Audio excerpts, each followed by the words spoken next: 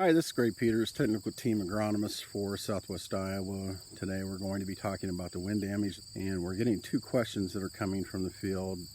I think the biggest thing that people are questioning is why do we see the extensive root lodging that we did? Normally in a storm where we get 130 to 140 mile an hour winds, we should see more green snap in that situation. And then the other question is when that damage came through, the milk lines were just beginning to come down. A lot of cases they were at 0.25 and the progression down in the kernel. So a lot of guys are wondering if that corn will actually germinate. So when we look at the root development on this, there's some of these that have actually developed into their secondary brace roots. But in a lot of cases, we did not see that much brace root development. A lot of that occurred, in my opinion, from the cool weather that we experienced in May.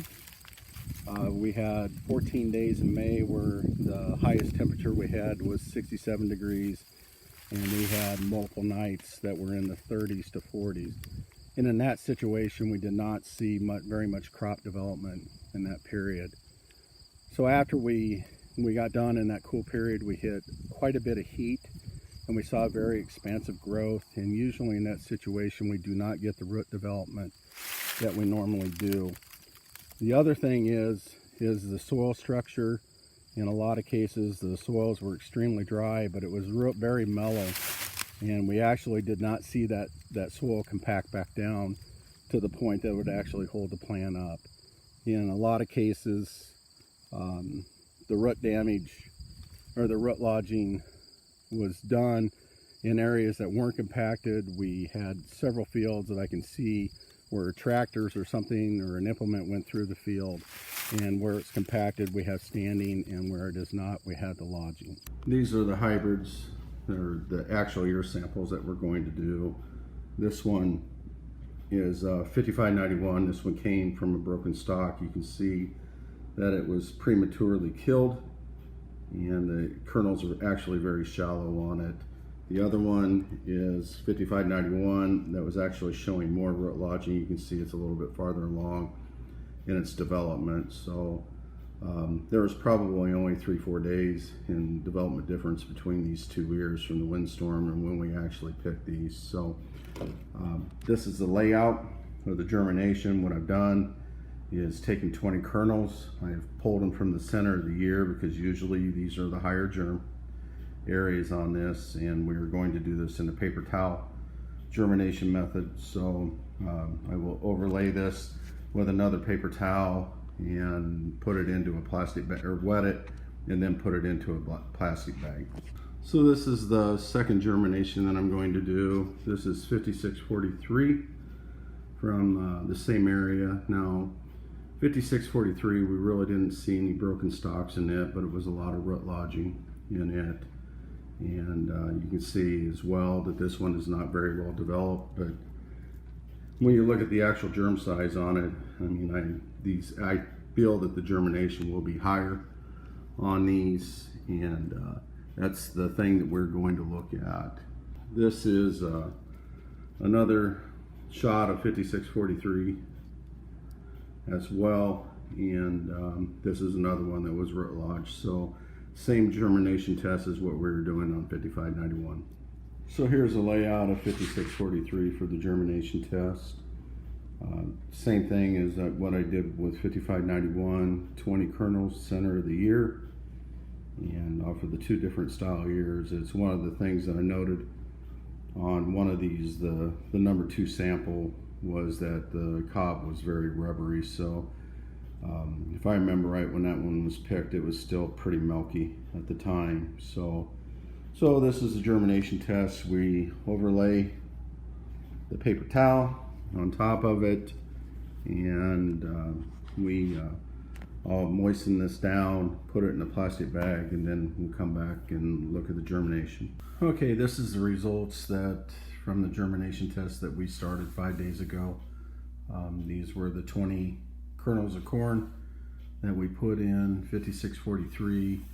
As from earlier, we stated that it really didn't have that much broken stalks in it. It was mainly root lodged. You can see that there's a little bit of difference, but actually As I look at this, I think the sample number 2 dried out a little more. I didn't get the water far enough back in on the plate. But the big thing is sample 1. This is 5643, and its germination was 100% with this one. Here's the second sample. This is 5591.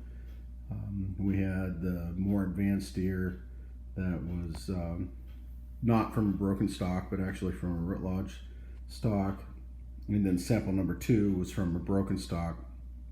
So it was not quite as far along in development, but as you can see from this, sample 2 was a 90% germination rate and sample 1 was 100%. So just walking along here, you can actually see there's multiple ears on the ground. In this area, we've been under extreme drought pressure, and yield potential is probably in that 80, 100 to 120 bushel yield range. I know to the east there's some fields being torn up where they're actually up to 200 from what I've heard.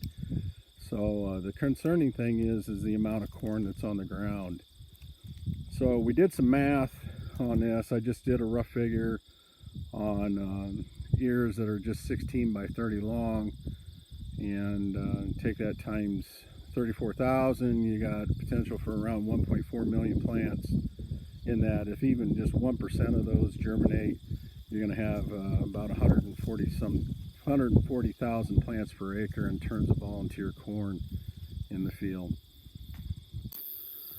So with the potential of the amount of volunteer we have in these fields, you know, the question is what will it actually do to yields? And when you look at several of the trials out of universities that show that 800 to 13,000 plants per acre can decrease soybeans or affect soybean yields up to 56%. And in corn, it's up to about 13% at those populations. So our potential for volunteer corn is actually quite higher. So what do we need to do?